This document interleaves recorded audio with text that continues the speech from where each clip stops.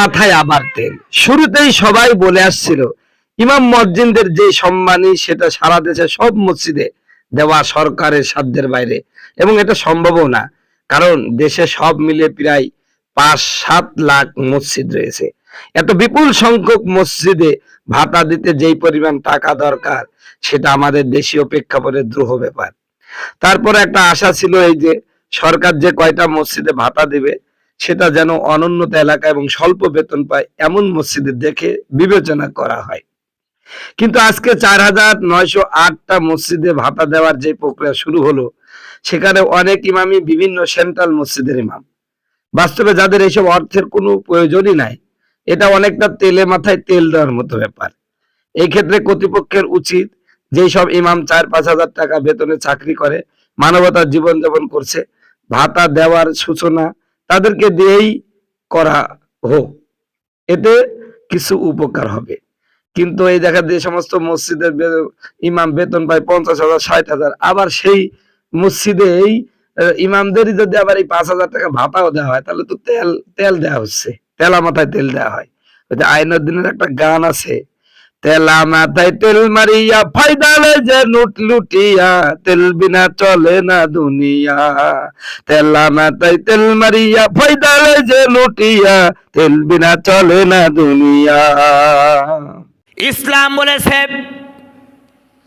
কোনো ব্যক্তি যদি মারা যায়, ওই লোকের সন্তান এবং স্ত্রী পুত্রকে লালন পালন করার মতন কেউ যদি না থাকে, বিশ্বনবী বলেন আমি বিশ্বনবী ঘাড়ে তুলে নিলাম তার সন্তান এবং তার স্ত্রীর দেখভালের দায়িত্ব আমি নবী নিজে হাতে তুলে নিলাম। বলেন সুবহানাল্লাহ।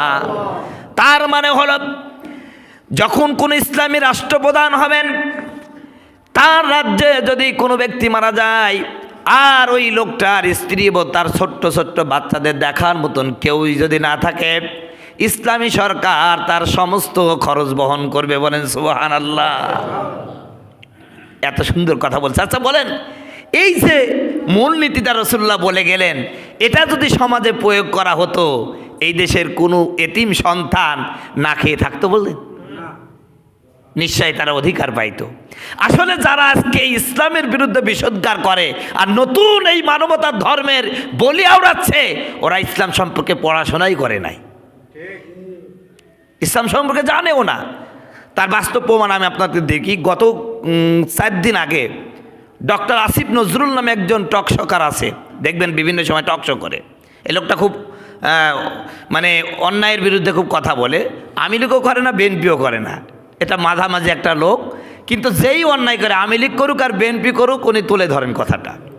এই ডক্টর আসিফ নজরুল তিনি একজন ডক্টর, অথচ তিনি বলছেন যে আমি এত পড়াশোনা করলাম কিন্তু আমার বড় দুর্ভাগ্য, আমি রাসূলুল্লাহর জীবনী পড়তে পারি নাই।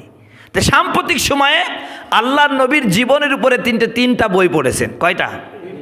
3টা বই পড়ার পরে তিনি তার ফেসবুক ভেরিফাইড পেজের মধ্যে লিখছেন যে আমার জীবনে সবচেয়ে বড় আফসোস, আমি আরো আগে কেন রাসূলুল্লাহর জীবনী পড়লাম না। বলেন সুবহানাল্লাহ।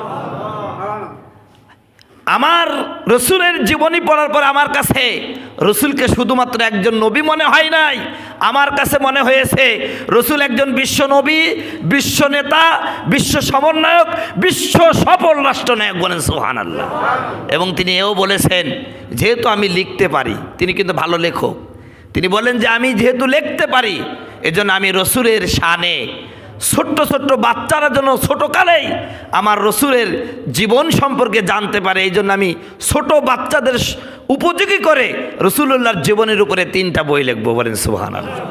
আল্লাহ পাক তা কবুল করুক এই বইটা লেখার জন্য।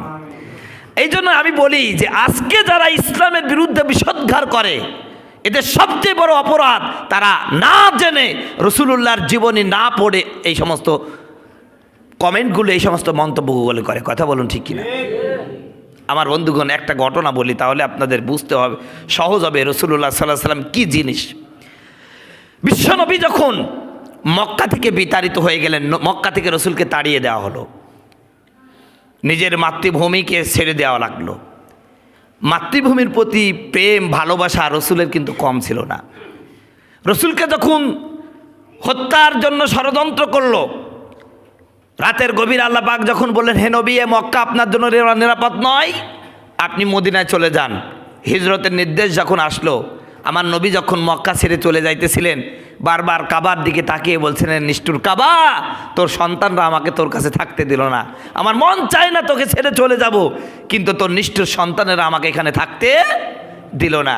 নবীজি মক্কা থেকে মদিনায় এসেছেন ঠিক, কিন্তু তার হৃদয়টা, মনটা সবসময় মক্কায় পড়ে থাকতো। বলেন সুবহানাল্লাহ।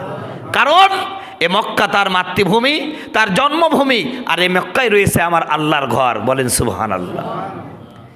কাবা ঘরটা এমন ঘর, আপনি তাকাই থাকবেন, আপনার চোখের সমস্ত গুনাহ মাফ হয়ে যাবে। বলেন সুবহানাল্লাহ। এই জন্য কাবা শরীফের দিকে তাকিয়ে থাকাও সওয়াবের কাজ। সম্মানিত বন্ধুগণ, আমার ভাইয়েরা আমার, মক্কার সমস্ত মানুষগুলো আমার নবীকে যখন মক্কা থেকে তাড়িয়ে দিল, নবীজি মক্কায় থাকতে পারলেন না। দীর্ঘ 10টা বছর পরে আল্লাহ পাক যখন এই মক্কাকে নবীর হাতে তুলে দিলেন, মক্কার মানুষেরা জানে আমরা নবীর সাথে কি অপরাধ করেছি। এমন কোনো অত্যাচার নাই, এমন কোনো খারাপ আচরণ নাই মক্কার মানুষগুলো আমার নবীর সাথে করেন নাই। আমি তার বাস্তব প্রমাণ পেয়েছি। এই যে গত জুমার আগের জুমায় একজন হিন্দু চঞ্চল চৌধুরী একটা কথা বলেছিল মুসলমানদেরকে নিয়ে, আমি তার প্রতিবাদ করার কারণে এই ভিডিওটা যখন অনলাইনে ছেড়ে দিয়েছে, হাজার হাজার মানুষ আমার এই বক্তব্যটা শুনেছে, অন্ততপক্ষে 22,000 মানুষ এই বক্তব্য শুনেছে। আমার বন্ধুগণ, আমার ভাইয়েরা, এই বক্তব্যের নিচে হিন্দুরা আমাকে এমন কোনো ভাষায় নাই, গালাগালি করে নাই। আমি তাদের গাল শুনে চিন্তা করলাম, আহারে, আজ 1400 বছরের পরে হিন্দুদের মুখের ভাষা যদি এই হয়, তাহলে 1400 বছর আগে মক্কার কাফেরগুলি আমার নবীকে তো এমনইভাবে গালি দিয়েছে। কথা বলুন ঠিক কিনা? সম্মানিত বন্ধুগণ, আমার ভাইয়েরা আমার, মক্কার মানুষরা বুঝতে পেরেছে যে মুহাম্মদকে আমরা অত্যাচার করেছি, অপমান করেছি, গালাগালি করেছি। আজ সেই মুহাম্মদের হাতে মক্কার ক্ষমতা, না জানি আমাদেরকে শেষ করে ফেলবে। নিজেরাই বুঝতে পেরেছে আমরা বাঁচব না, কারণ আমরা যে অপরাধ করেছি এই অপরাধের ক্ষমা হতে পারে না। এই জন্য লোকজন আগেই ভয়ে পালাচ্ছে, আন্দাজে। দেখবেন চোরের মন কি থাকে ভাই? Police police. ওরা যে অন্যায় করেছে, ওই অন্যায় ওরা বুঝতে পেরেছে আমাদের এখানে বাঁচব না, ওরা চিন্তা করছে। কিন্তু আমার নবী কি এমন নাকি? আমার ভাইয়েরা, সমস্ত মানুষ পালিয়ে যাচ্ছে যারা অন্যায় করেছে। নবীজি যখন মক্কার ক্ষমতা পেলেন, কাবা শরীফের মধ্যে ঢুকলেন, মক্কার কাবার মধ্যে যে মূর্তিগুলো ছিল সব ভেঙে ফেললেন।